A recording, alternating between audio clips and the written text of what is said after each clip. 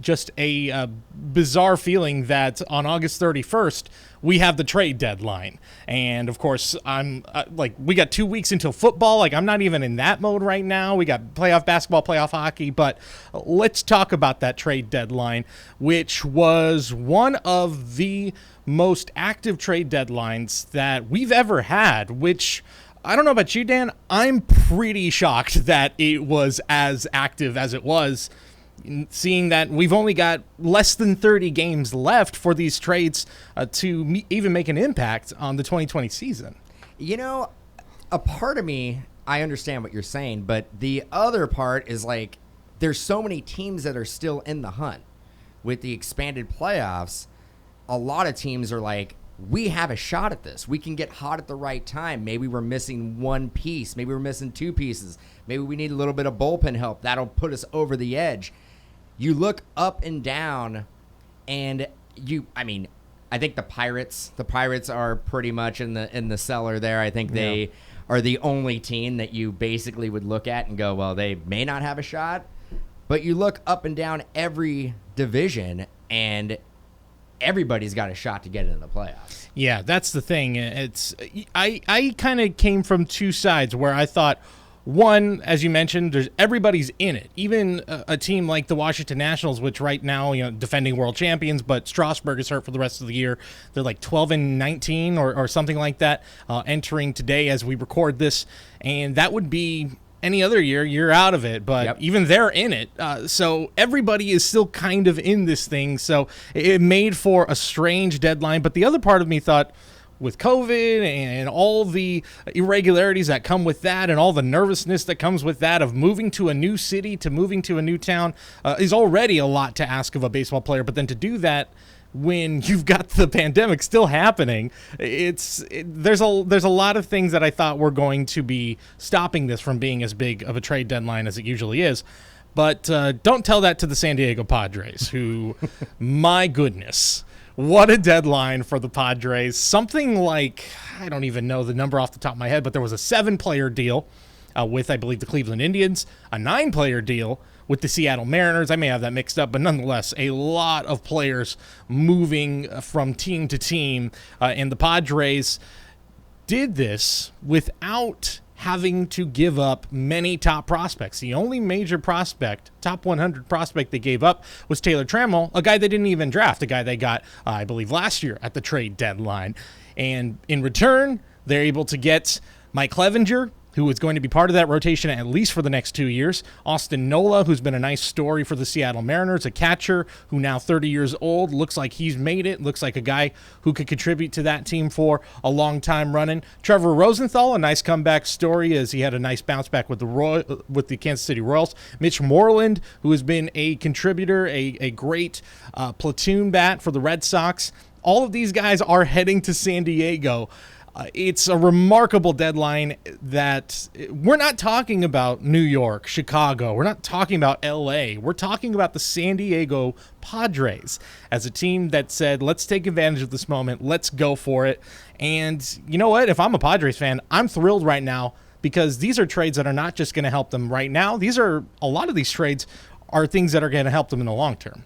Yeah, and the way I love how the Padres built it. They built it through making trades, trading away veterans, getting some prospects back, doing some great scouting, some great drafting. It reminds me a lot of what the Astros did, like them or not. Yeah. What the Astros did, 5, 6, 7 years ago when they were, trading for prospects and making great draft picks like Correa and Bregman and Springer and like those guys, and then filling in the pieces during the trade deadline, which looks very similar to what the Padres did. The Padres are all in. They have a great team. They have a great young team. They're definitely a team that I could see being around and being one of the better teams in that division. It is a good division. I mean, that's the thing that's surprising. I think the Diamondbacks are not playing bad. They're close to 500. The Rockies were unbelievable out of the gate. I think they were the best team in the division at one point. they've kind of tapered off a little bit, but still a good team. The Dodgers, we all know how good they are. And now you throw the Padres in there. So that division, unfortunately for the Giants, is going to be tough. They're going to have to try to keep up. Half a game out of the wild card as we speak. Just saying. But they're I mean, one of the surprises in Major League Baseball, I would say the Giants. I mean, they're doing it without their franchise player. They're doing it without Buster Posey.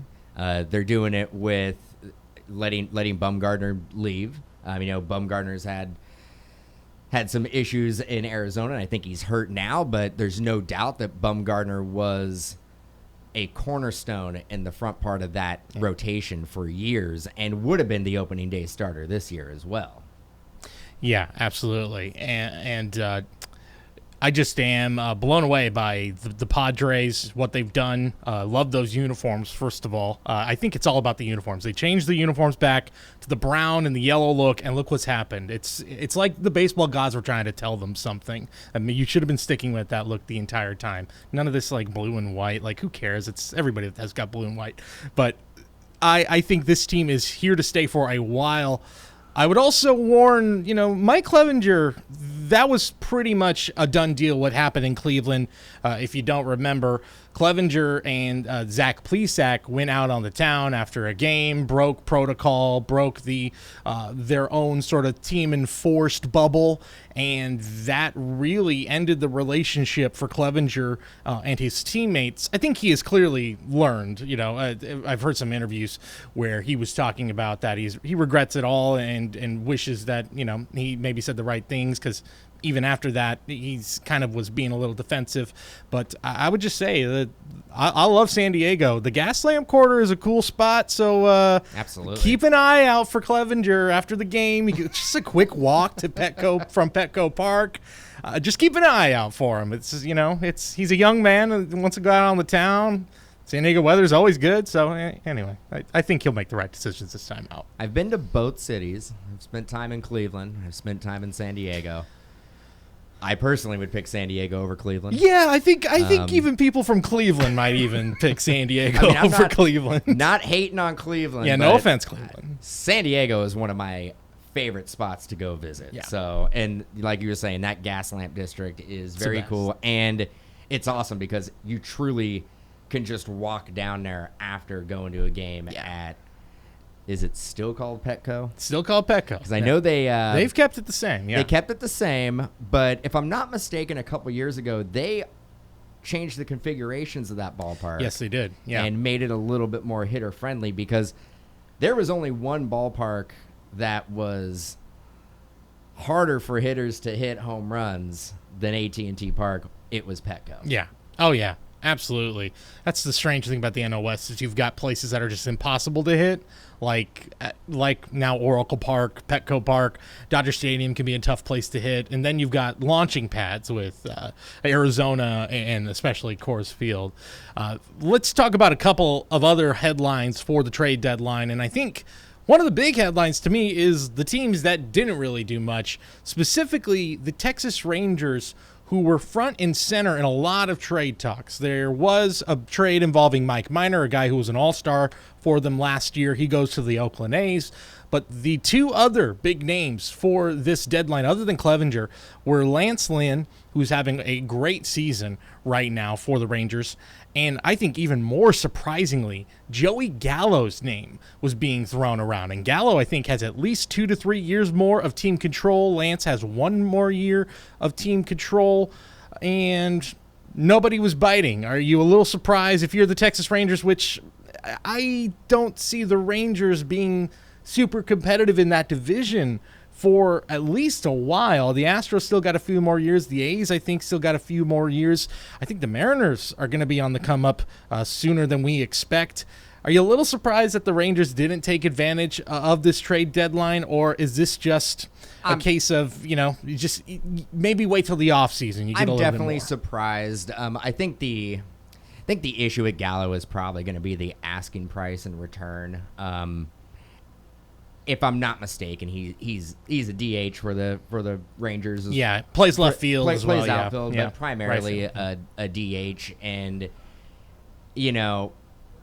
excluding this year, you don't know what is going to happen with the DH rule going forward. Is the NL going to take it full time next year? I know it's been pushed on, and definitely it's been a topic for the last 5-6 years. I don't know if they made a definitive decision yet on that, but if not, I don't think Gallo would be a good NL player. I think he would have to stay in the AL, so that would kind of limit the possibilities of where he would go. Plus, you don't know what the Rangers were asking for, but there's no doubt the dude's got pop. Yeah, and I think something else that comes into play is this was supposed to be, before COVID, this was going to be the grand opening of their brand new field, Globe Life Field, with all of the pomp and circumstance that comes with that. And then, obviously, we all know what happens. Nobody's at the games. There may be a consolation prize that we talk about a little bit later about possibly this ballpark being the host of the 2020 World Series. But the Rangers, I think, are seeing next year as like, okay, now that's really our opening year. That's our true opening season. And if you trade a guy like Joey Gallo, in many ways the face of that franchise right now, a guy who can give you 40, 50 bombs if he's healthy, and if you trade him away, and Lance Lynn for that matter, what are fans going to have to come to the ballpark for, this brand new stadium? Obviously, the stadium will bring people in the first few months, but we don't have to look far here in the Bay Area. We know that only goes so far. Look at Levi Stadium the first few years for the 49ers, where the thrill of going to that stadium was fun, and then when the on-the-field product wasn't good, nobody cares. So I think that I think plays a big factor as well into why they hang on to Gallo, but who knows? Things could definitely change this offseason for the right price. Yeah, you could only really market that new stadium for so long before the team needs to produce there. And I actually, we're not talking about football, but I actually got that vibe from Levi Stadium. It wore off quick. It was 1 year, and it was like, this team's not that good. And the following year, you saw a lot of empty seats. Yeah, a place has got to be a really remarkable venue, I think, for it to keep bringing people in during those down years when it was it was AT&T, SBC AT&T Park, whatever it was called. AT&T's always been very fortunate with, I think, its location. It's the fact it's on the water. They got some I don't know how many times I've been to AT&T and just had a great time walking around the stadium. Yeah, and just hanging out, grabbing a hot dog. It's very. It's just a great place to go hang out. Yeah. So I think that plays a big factor. And the other part of that, too, is a lot of teams are maybe also not willing to pick up big contracts right now because the revenue streams, obviously, for this season are completely screwed up. And we don't really know about next season either. There's a lot of uncertainty going into next year. Is every ballpark going to be filled? Can they be filled, really, is the bigger question. So I think there is, for the team like the Rangers who want to hang on to Joey Gallo, it's like we need a guy there to bring butts in the seats, even if maybe our rebuild is extended a little bit because we didn't want to trade him, because the bottom line is a little more important right now than maybe a World Series chance, 3-4 years down the road. And for other teams, it's just taking that guy on who's due for big arbitration numbers. That's going to be just a little too much, knowing that the budget is going to be really, really tight for the next couple of years. So I think that really played a big factor for not only the Rangers, but for other teams that maybe didn't make that big move that they might have in a regular season. Yeah, I mean, I think it also comes down to the Rangers look at the teams that are above them, and it's like, are we going to try to compete with these teams right now? You're going to try to compete with the A's. You're going to try to compete with the Astros. I think that also comes. I think that is definitely a factor as well. Yeah. Let's go over a few other trades that I think are pretty notable. I mentioned Mike Minor going to the Oakland A's. The A's also acquired Tommy La Stella from the Los Angeles Angels. They traded former top prospect Franklin Barreto, who I believe he was the centerpiece for the A's side of the Josh Donaldson deal, if I'm not mistaken. Trade. Yep. So, boy, oh boy, you want to talk about closing that chapter. Now that he has been traded, is it safe to say that might be one of the worst trades in A's history at this point? Oh man, there's been a fair amount of them now. So it's the Carlos Gonzalez trade too to Colorado was because that also included Houston Street, if I'm not mistaken. Yep. Yeah. So that one might rank up there as well. Yeah, I mean, it was Cargo and. Was it Cargo and Houston Street? Yeah, I believe so. They were packaged. At that point, Cargo ended up being one of the most electric players for a couple years in the league. Not only just playing at Colorado, he did everything. And Houston Street was closer for a National League champion team. Exactly. Yeah. So that happens for the Oakland A's. The Toronto Blue Jays were, I think, really surprising buyers at the deadline. Bo Bichette is hurt, so they went and picked up Jonathan Villar to take his spot for now. A very beat-up starting rotation right now. So they replaced 3/5 of their starting rotation. They get Taijuan Walker, who's finally living up to his top prospect potential from years ago. Robbie Ray, who's just having all sorts of problems this year, but we know he can strike guys out. And then at a last-minute move, they got Ross Stripling from the Los Angeles Dodgers. But I think the most intriguing move yesterday was the Miami Marlins. I cannot remember the last time the Marlins were buyers at the trade deadline. They went out and got the best position player available. They got Starling Marte, who is going to be a Marlin, I think, for at least another season after this. So to me, this doesn't just signal that, hey, this is a fun year. Let's try to extend this a little more than we expected. This is we're here. We're expecting to start competing as soon as next year, which I've just been so resigned to the Marlins never competing, being basically a quadruple A team in a Major League Baseball uniform. But I love it. I love that the Marlins went out and decided to be aggressive. Jeter turning it around. Pretty about to become the most loved man in Miami, which who'd have thunk it? Going back to the Blue Jays real quick, I was watching some highlights over the weekend, and they were playing at home. I'm so used to watching Blue Jays games in that dome. Yeah. And they're not in a dome. Yeah, and where are they playing? Is it Buffalo? Yeah, Buffalo. I've seen a few when they hit home runs. You can see as they're going to left field, like you see the big freeway signs that says like Niagara Falls this way. So it really gives you a sense. Oh yeah, we're in Buffalo. I was watching. Yeah, like I said, I was watching some highlights, and I'm like, are they playing at a minor league stadium? They are indeed, and it is. It looks like a minor league. It looks like actually a spring training facility. Yeah, it does. They've done a pretty good job. They've done a great job, yeah. But it's just you see highlights from certain teams and you just grow accustomed to seeing it in a certain setting. Yeah. And obviously not being spring training or Cactus League or Grapefruit League and seeing a ball go over the fence, you're just like, what is going on? Where are they? What is happening? So. Yeah. Exactly. And you want to talk about weird, we had over the weekend, because of more COVID postponements with the Yankees and the Mets, that there was a 5-game series at Yankee Stadium, including 2 doubleheaders, and 2 of those games were Mets home games. And one of those was a walk-off winner for the Mets. So you're walking off at Yankee Stadium as the quote-unquote home team. So just as weird as it gets. It never ends this season. Speaking of those Yankees, they were surprisingly quiet at the deadline. They've had a ton of injuries. And the Los Angeles Dodgers, also very quiet at the deadline. We'll wrap up our trade deadline discussion here with, are you surprised that the big clubs, that the Yankees, that the Dodgers, basically stood pat at the deadline?